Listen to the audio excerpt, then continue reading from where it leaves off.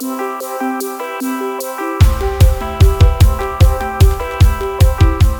everyone, and welcome to the Always On Point podcast with Kristen Ambos. I am here today joined with Mike Jandrin, who is a local appraiser and somebody that has done a lot of appraisals from my appraisal desk for a long time. And one of the things that really inspired me and why I wanted Mike to come on the show is because so many people, including realtors, have questions about the appraisal, the process, the knowledge. And there's so many myths that come along with appraisals and appraised values and things like that. They don't always, one of the things I always jokingly say, but is so true, is on the mortgage side of things, it's as clear as mud. And it completely is. There's so much of it that should be, you think, common sense. That's not. And I feel like on the appraisal side, that's one of them. So I want to get into the details of that. But first, I want to welcome you. So thank you so much for having me, joining us. So how long have you been an appraiser for? About 25 years. 25 years. Okay. So you're telling me you know a little bit about the appraisal world. A little bit. Like this much, right? Yeah, about that much. For those people who don't know, because I try to tell people a lot too, and I've talked about it in my different, my YouTube channel and different videos I've done.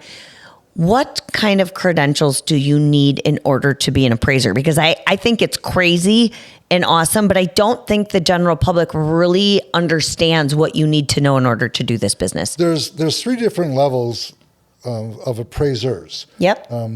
The lowest level being a licensed appraiser. Yeah. And to be a licensed appraiser, you don't have to have any college degree or anything like that, but you have to have 150 hours of pre-approved appraisal classes, appraisal hours, classroom hours, and then a minimum of, I think it's 1,000 hours of apprentice work.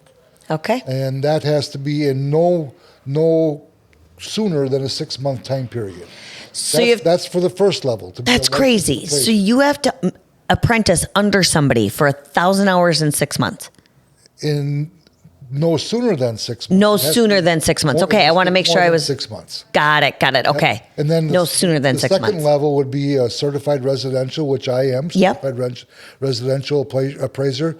And then you add more classroom hours, and you add more apprentice hours to get to that level. Now, it wouldn't be, so the apprentice hours are 2,000 hours, and it's 200 hours of education. So almost double. Well, it is doubling. But it's not in addition to. Okay, so it's... Okay, so you get your first 150 hours, then you would need an additional 50 hours. Okay, so you could start at the lower level, and then you have to. Start at the Got it, okay. Yes. Great to know. Yep. And then the third level would be a certified general. Sure. And they can appraise anything and everything, commercial buildings particularly. Yep. And they're 300 hours, I think, a classroom. For certified residential, you have to have some college education, which I have a 2-year degree. Yep. For certified general, the highest level, you have to have a bachelor's degree for that. Okay. But it doesn't have to be in like business or marketing. It can be anything. Just a degree. Yes. So what's incredible to me is the amount of people, and now I'm speaking from the lender side of things, when we get an appraisal that maybe doesn't appraise out quite right. And the consumer is like, that appraiser doesn't know what they're doing. They don't know my house.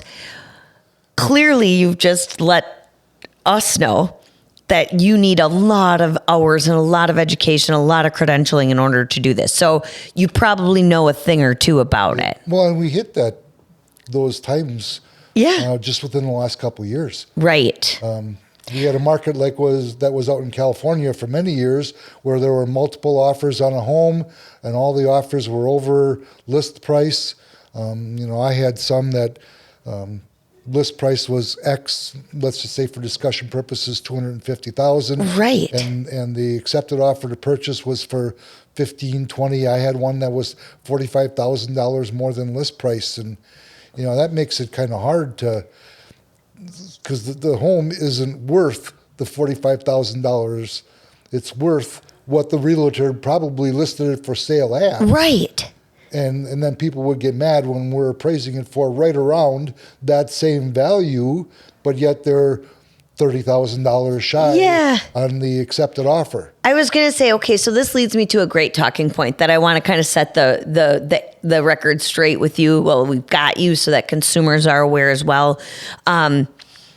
Yes, it might be worth that, but it's not, because anything's worth what you pay for it, right? Right. However, as a lender, if you're getting financing, we're going to use the purchase price or the appraised value, whichever is the lesser of the two for qualifying. So that means, yes, we can make the house worth it, but you have to have the skin in the game.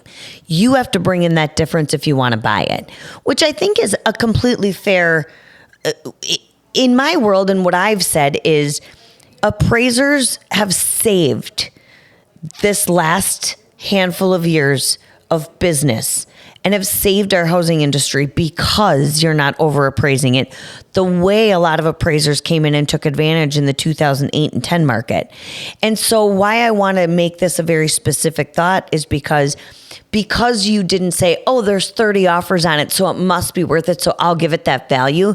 You valued it what it was truly at regardless. Because for those of you that maybe didn't know, in the 2008-10 era when we had the housing crisis, you remember when I did, a lot of appraisers lost their licensing because lenders were paying them under the table for higher values, and it didn't have. There was a lot of.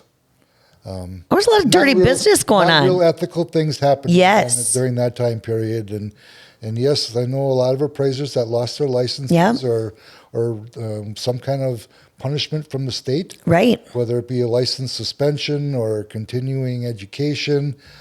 Fortunately, I never was one of those. Never was in that position.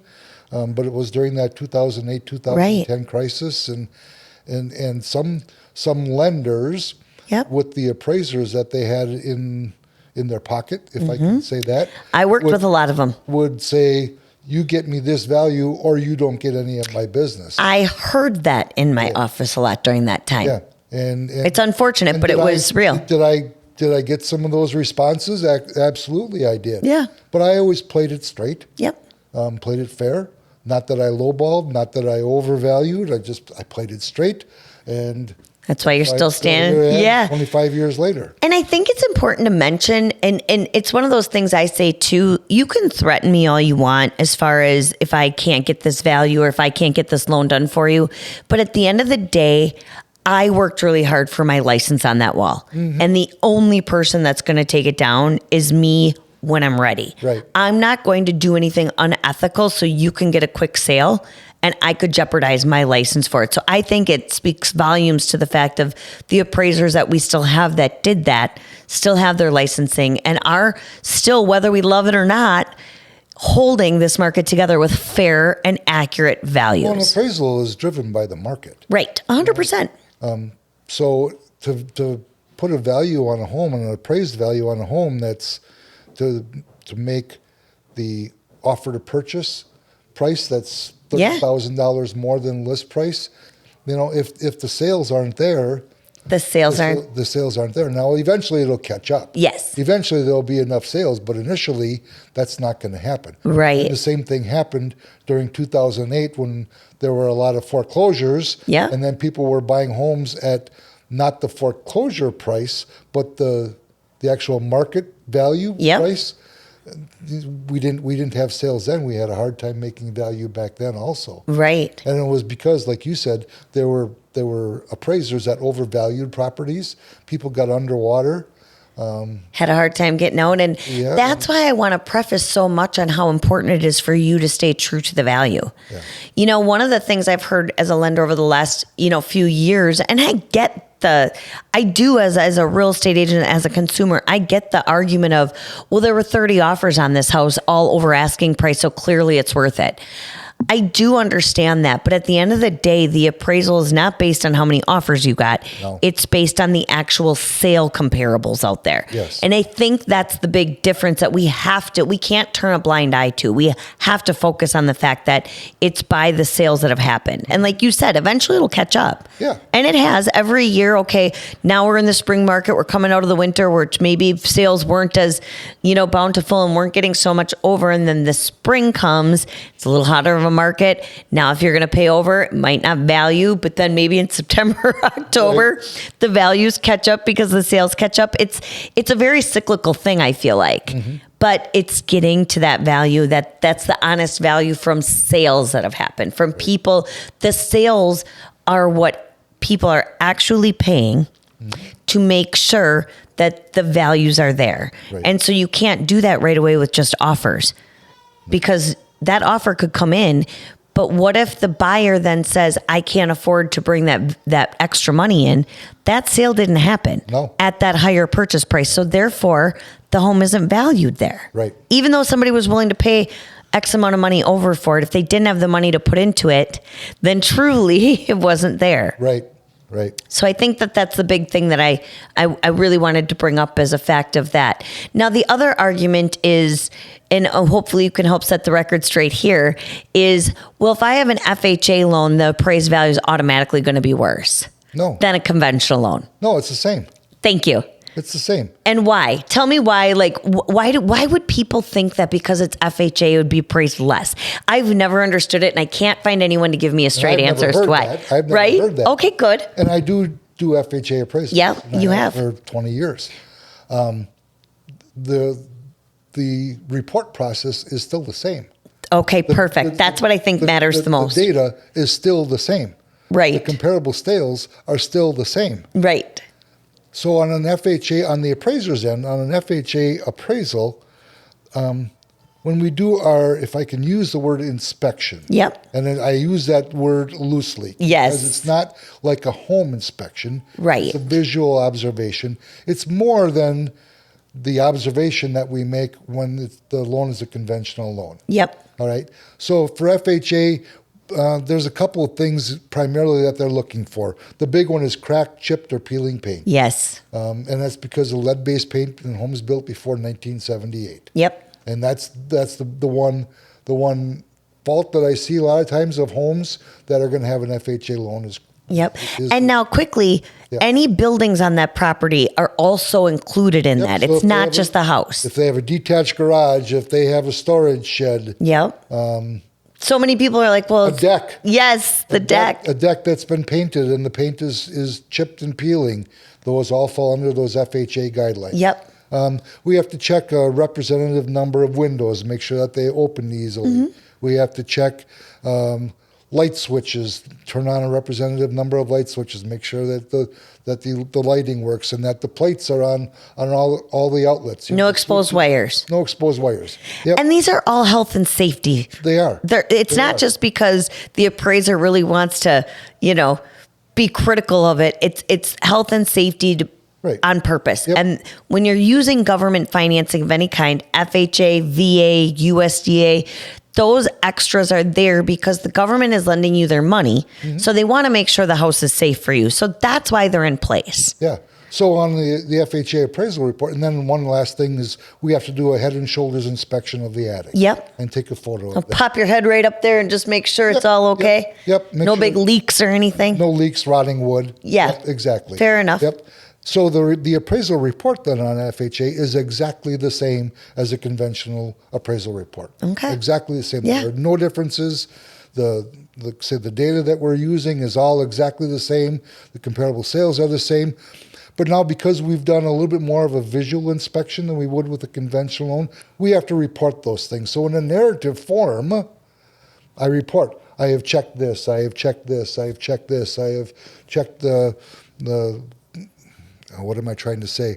The water flow. Sure. Yep. When you flush the toilet at the same time to make sure that there's not a significant drop and there's no foul odors coming from the water supply. I've checked that the furnace is working. I've checked during normal times of the year, not winter time, that the air conditioning has worked. Yeah. I've looked in the attic. I've looked at the basement. There's no mold in the basement. So it's just narrative. Gosh, to me, it doesn't seem like you're hurting the value. It seems to me like you're making sure the buyer's getting a really solid house. A little bit more protection, but again, not as extensive as a home inspection. Correct.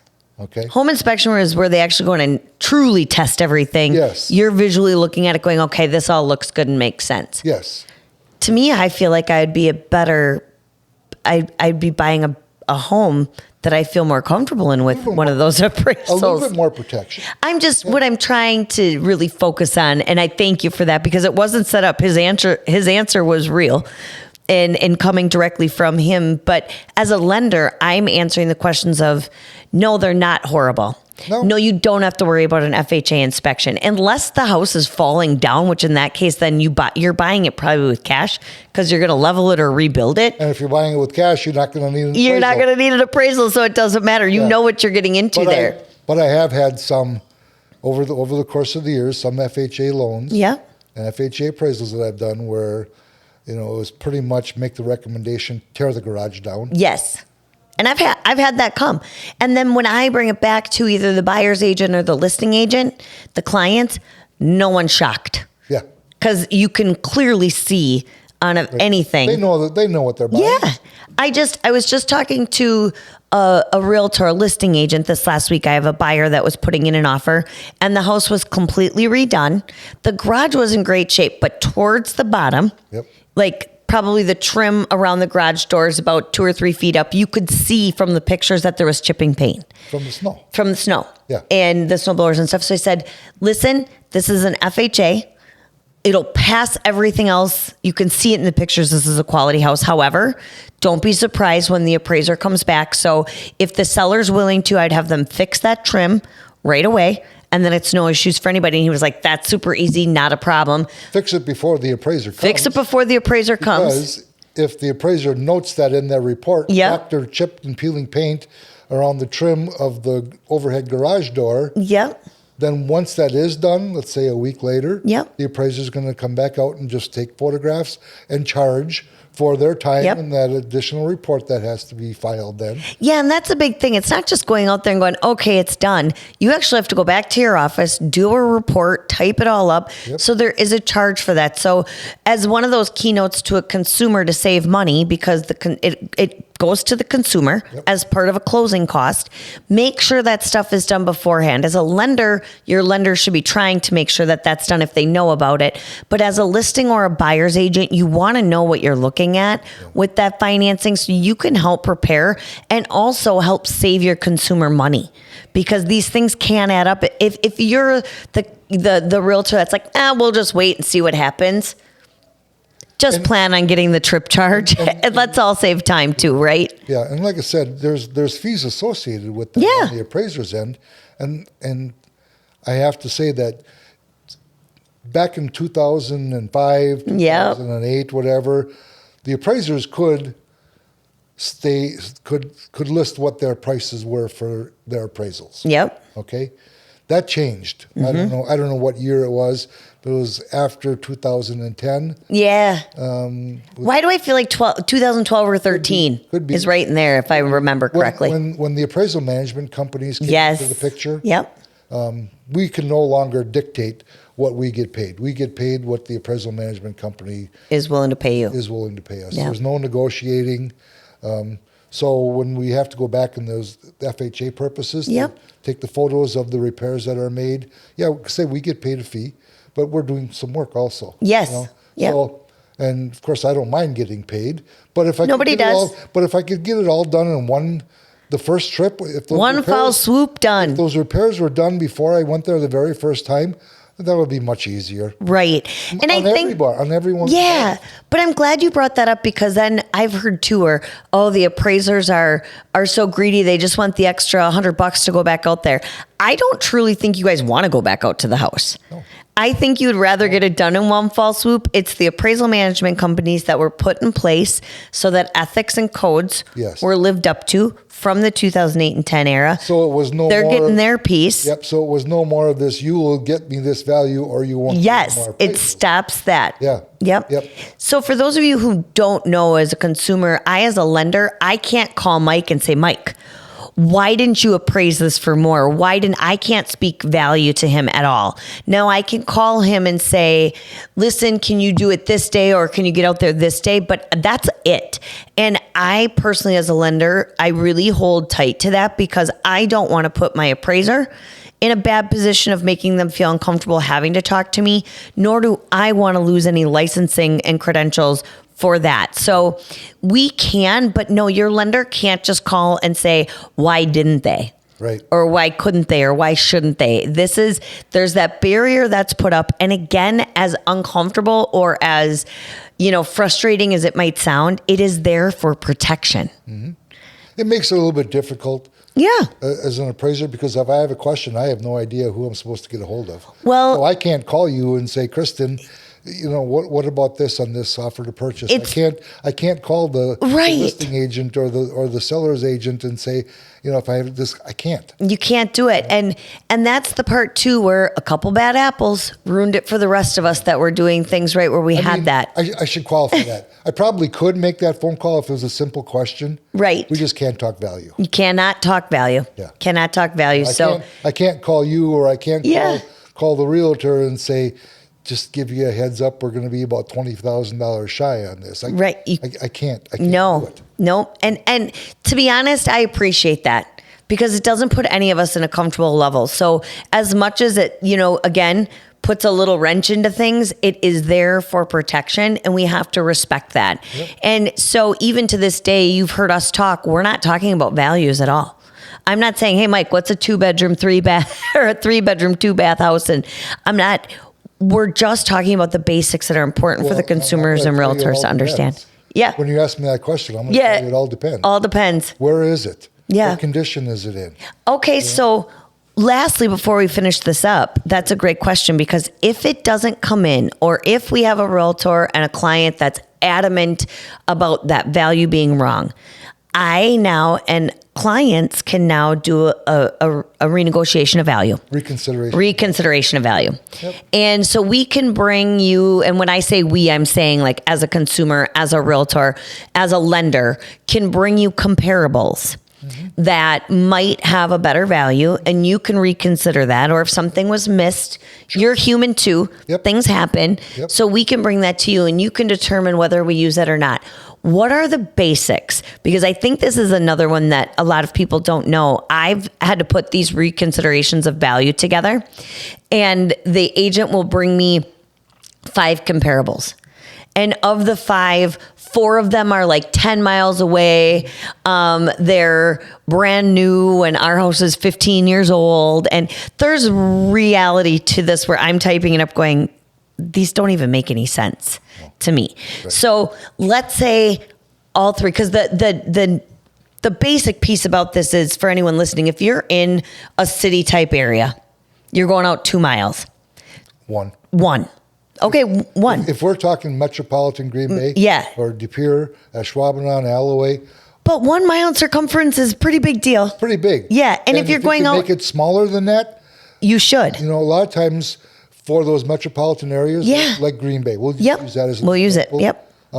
I'll go specific boundaries. Yep. Let's just take that area around by Velp Avenue. Sure. Okay. Yep. So my boundaries will be maybe Velp Avenue to the north, Ashland Avenue to the east, Dousman Street to the south, and Oneida Street or Platten to the west. So that's going a really long way. It is. You can't find a comparable in that area, right? Yeah. So it's location.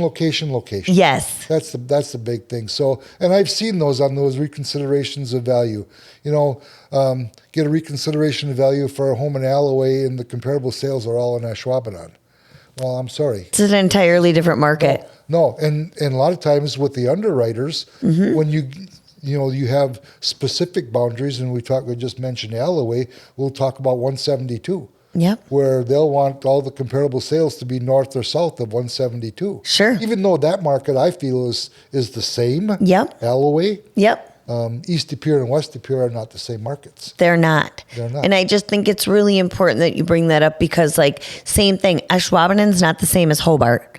No. And those back up to each other. Yep. Suamico is not the same as Pulaski, and those butt up to each other. Right. These are just some communities that we know of offhand where we're at. Yep. But the point I bring up is, even though it is in market, it doesn't necessarily mean that it's the same market. Right. And it may be a dated sale, and by a dated sale, if you have sales within, let's say, those boundaries that I just described a little while ago, and I have 4 sales that happened within the last 3 months. Yep. But overall, in the last 12 months, because I can only go back 12 months for my appraisal comparable sales. Right. If I have a total of, let's say, 15, but 10 of them were more than 6 months old, you got to use the 6 months and under. I better use the more recent ones. Yes. If I use the ones that are more dated, I have to do a lot of explaining. And not to say that I can't and I won't. Depends on the house and the circumstance. Exactly. Yeah. Exactly. But the underwriters like to see those more recent sales, because an appraisal, right, a definition of appraisal is the most probable price that this particular property will sell for on today's date. On this date, the most probable price. And I think that is exact. The most probable price may not be something that was 8 months ago. Exactly.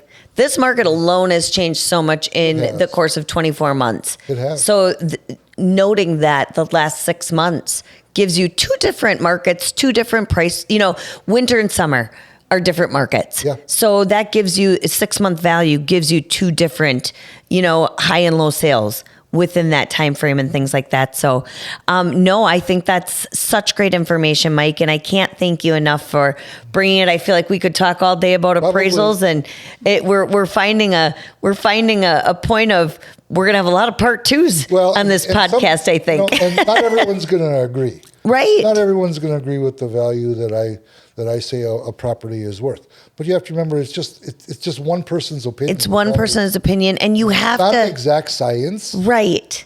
Because let's say, again, we have 10 comparable sales, and they're all within that 3-month time period and all within those boundaries and everything. Yeah. Well, if you're doing the appraisal and I'm doing the appraisal, we may pick totally different comparable sales, which is going to change the value a little bit. Shouldn't change a lot, but a little bit, I agree with. Yep, I agree with. It may not change it 10,000, but it may change it 2 or 3. Right. Absolutely. Absolutely. But the biggest thing I think, and the point I've taken from all of this, is you have to keep an objective mindset on it. Mm-hmm. You cannot let the emotion get into it. Right. It's hard not to. Yep. But you got to set it aside and look at things objectively. So I appreciate all your expertise here, Mike. It's been great talking to you and so great working with you over the years. So all of that is considered. And for those of you who are listening and watching, we really appreciate you joining us today.